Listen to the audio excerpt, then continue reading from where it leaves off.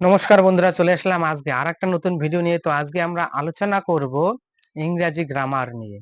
তো যে কোনো ক্লাসের ক্লাস 7, 8, 9, 10, 11, 12 তোমরা আজকের এই ভিডিওটা দেখতে পারো। তো আজকে আমরা শিখবো মূলত ন্যারেশন। ঠিক আছে, তো চলো শুরু। There are two types of narration: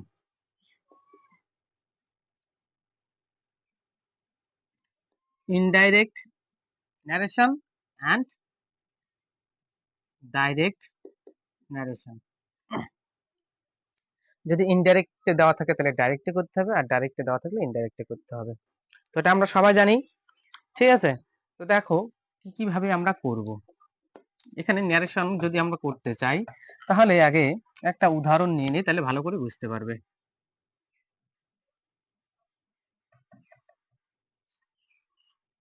ঠিক আছে,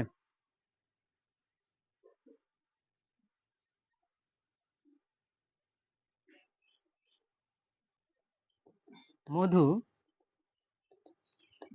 said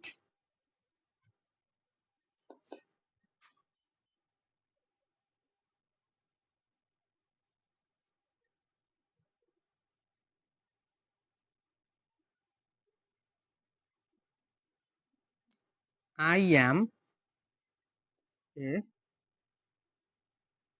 student.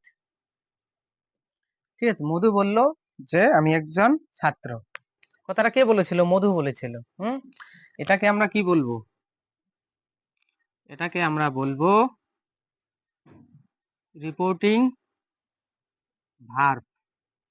ঠিক আছে, আর এই এখান থেকে যে এই জায়গাটা আছে সেটাকে আমরা কি বলবো? Reported speech. বুঝতে পারছি আশা করি। এটাকে বলবো আমরা রিপোর্টিং ভার্ব, এটাকে বলবো আমরা রিপোর্টেড স্পিচ। তো এটাকে যদি করি, দেখো তাহলে কি লিখবো আমরা? মধু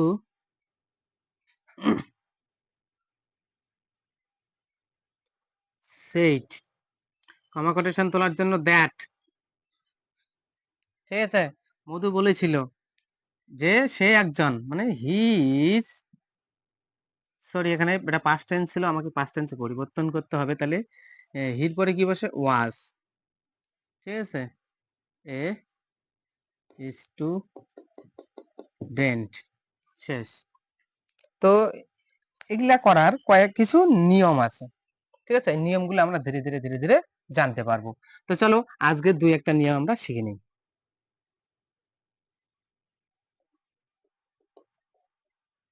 দেখ,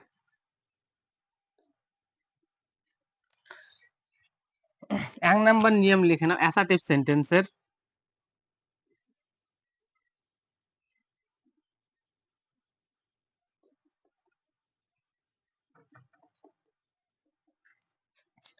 কি?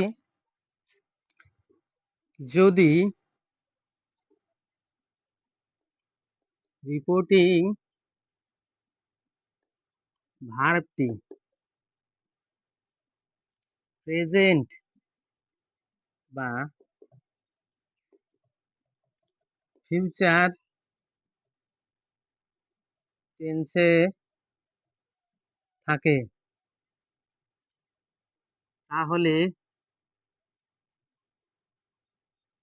রিপোর্টেড স্পিচটির কোনো টেন্স পরিবর্তন হয় না। যে টেন্সে থাকে সেই টেন্সেই করতে হয়।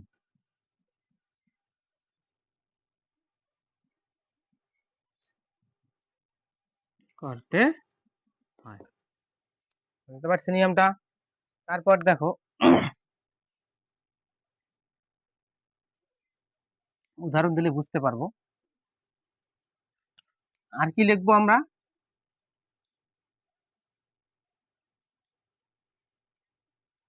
কমা কোটেশন।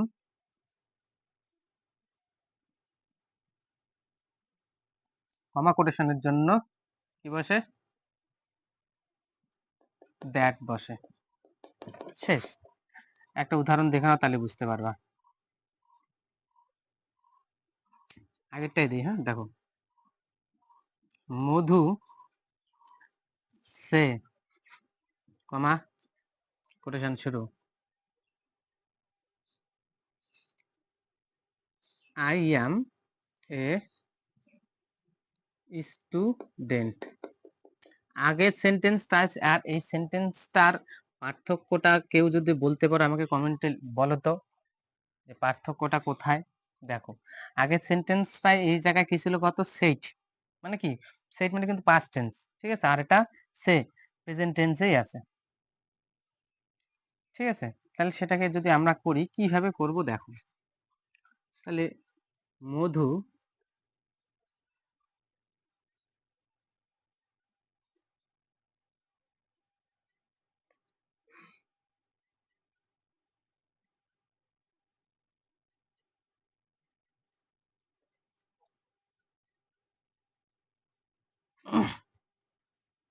দেখো তো,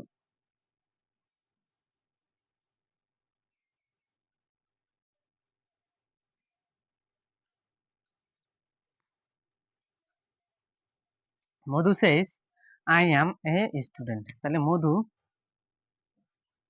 says কমা কোটেশন তুলতে that হি, এবার দেখো নিয়মটা পড়ো, যদি রিপোর্টিং ভার্বটি, এই রিপোর্টিং ভার্বটি প্রেজেন্ট বা ফিউচার টেন্সে থাকে, এটা থেকে বোঝা যাচ্ছে কি প্রেজেন্ট টেন্সে আছে, ঠিক আছে।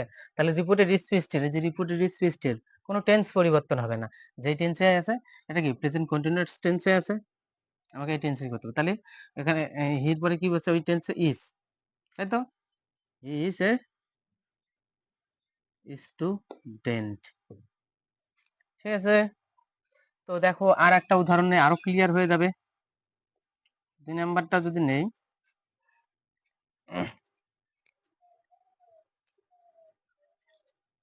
রাম সে কমা কোটেশন শুরু,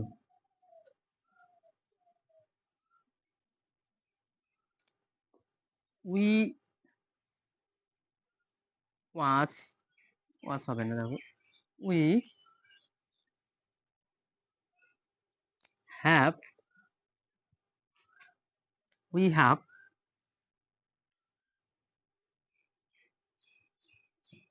গন টু হোম।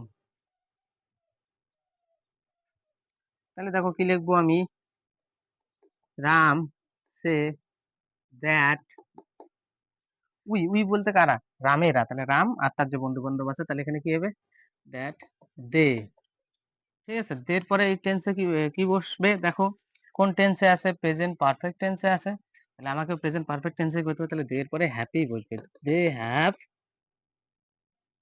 গান টু হোম, ক্লিয়ার।